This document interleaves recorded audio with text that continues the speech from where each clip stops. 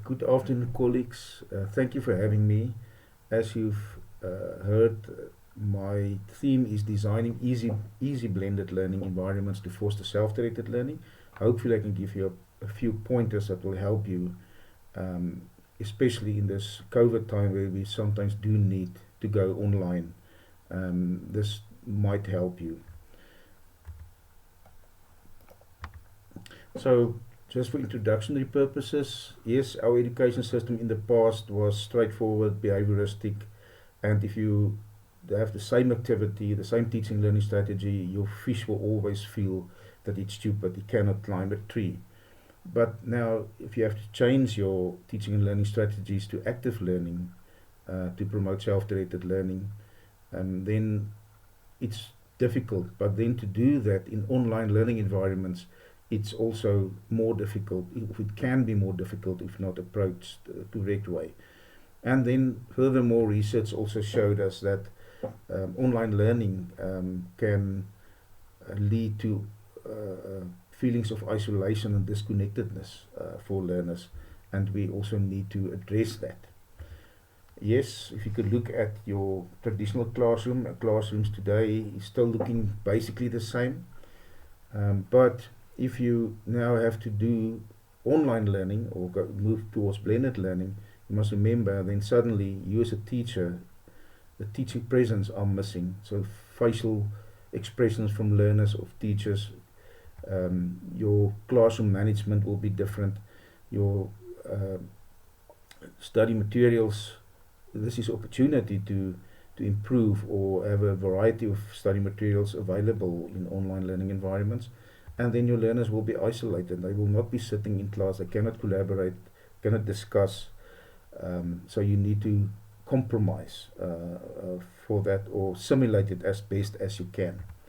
So to talk about that, so you must remember now, if you design online learning activities, make sure you have a good teaching presence. I'm going to show you a few examples.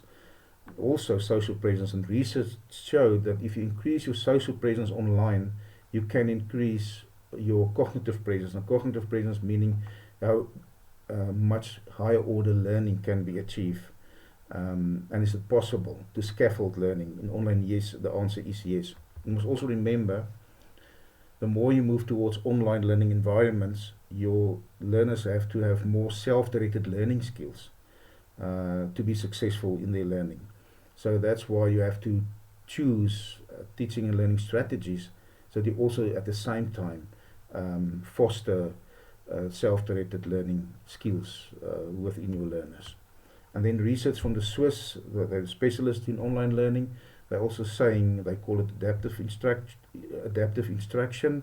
You have to give regular feedback. Students need, or learners need, regular feedback. Think of automatic feedbacks of tests and quizzes that can give the answers immediately, etc. In red, very important is when you deal with or want to integrate technologies, it's the pedagogy that determines the applicable technology and not the other way around. You cannot find a nice technology and say, I want to integrate it in my class, but it's not the right fit for your teaching and learning. So, and always remember, you have to make your teaching and learning better, more effective in the same time or less time. If you do it effectively, even you as the teacher or lecturer can have more time to do other activities. So yes, we have to focus on the social constructivism teaching learning strategies. Think of the flipped classroom idea, where the technology will support you to do the knowledge work at home and just focus on a higher order learning in class. Think of active learning, learner-centered activities, inquiry-based learning, problem-based learning. I'm going to show you an example of project-based learning. I'm going to show you to integrate how we integrated cooperative learning. And then also the assessment in blended learning environments will differ, but other speakers will elaborate on that a little bit more. Blend with a purpose. Just remember, if you want to do blend content or do content online, there's different technology applications.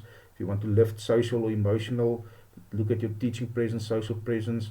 Questioning, there's different applications you can use. If you want to synthesize or assess, there's different applications. Collaboration, or student-generated content. There's Wiki, Moodle Tech, Google Apps, for example, and then also reflection that you can do. So think about designing and blend with a purpose. Very interesting if you move towards the different levels of Bloom's taxonomy. We all know that, but when you move towards a teaching and learning blended learning environment, your keywords or your verbs will change. So we talk about Bloom's digital taxonomy. So think about twittering, commenting, annotating, and there's different apps that you can use for this. On a remember level, searching, Googling, it's typical new terminologies that we use now if you want to set up your activities. Uploading, sharing, editing. Let me just go to the other levels as well. There's tagging, there is posting, wikiing, publishing, video casting, blogging, animating, etc. And a lot of applications that you can use to increase that. So your online classroom, the best you can use for creating the space for a good teaching presence and a good social presence is to use learning management systems. You know, most of them: Moodle, Blackboard, Sakai, Google Classroom, and there's others that can do similar things, Google Sites and Facebook. But always remember, it's a learning management system, not a teaching management system. It's not a dump place for your PowerPoints, but more to facilitate your learning. And yes, your learning management systems, we at our university use Ifundi. There's a lot of these tools that will help you with your teaching presence, to optimize your teaching presence, but just be aware that that's maybe the only thing that you can optimize is your teaching presence. There's other ways also that you can increase your social presence. For example, if you have a good resources, a good calendar, students know exactly, or learners know exactly what to do, when. That would be helpful for them in online learning environments. And then look at, for example, for your good social presence, but also to create good learning environments. Look at Google Docs, for example. Here you can see an example of my students where each learner work in different colors. There's a collaboration space where I, as the lecturer, can comment on, so the teaching presence can also be incorporated, but a very good social presence where they can communicate and ask questions for critical questions, etc. Look at Google Slides, for example, if you want to do higher order learning, a summary. It's also a platform where they can collaborate, they can work together, and you can also comment on that. So it's a good platform for social presence, for teaching presence, as well as higher order learning, cognitive presence. And then if you incorporate cooperative learning, for example, you can appoint your group members a role to fulfill. You can have a group leader, communicator, motivator, critical thinker, technical official, and a presenter. So, and then this will help you with your teaching presence as well, to manage your class, but it increases the social presence amongst the learners. Look at, for example, video annotation, but you can use video ant is a good example. Don't forget the qualities of YouTube, especially if you upload videos as short videos as unlisted or private. Only those with the link can see the information.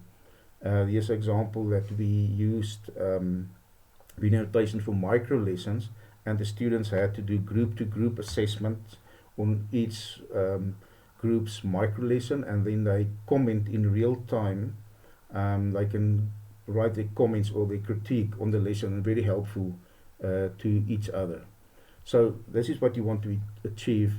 That was a comment received back from the students, is that now we record all lessons in one day, assess 2 lessons according to a time schedule, and in our own time on our computers, whilst we can monitor our own lessons being assessed, as well as watch and discuss it again during the class sessions, all in 1 week. And over 4 weeks, it is a lot of lessons to learn from.